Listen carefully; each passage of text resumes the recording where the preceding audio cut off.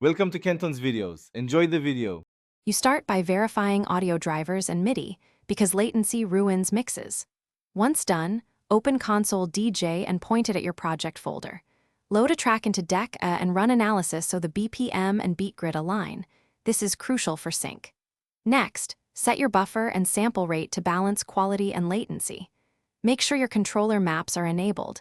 That lets you test jog wheels and cue buttons immediately. Now you route channels and establish clean gain structure so your mix stays headroom safe.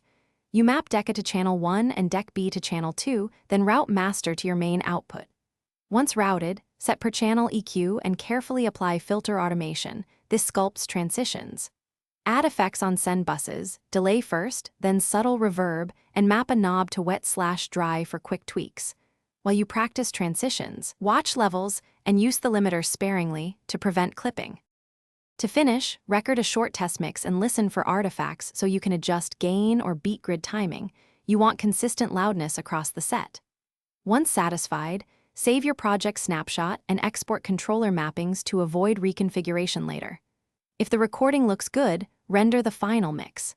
If problems arise, first reconnect your audio interface and restart the audio engine. If stuttering persists, increase buffer size.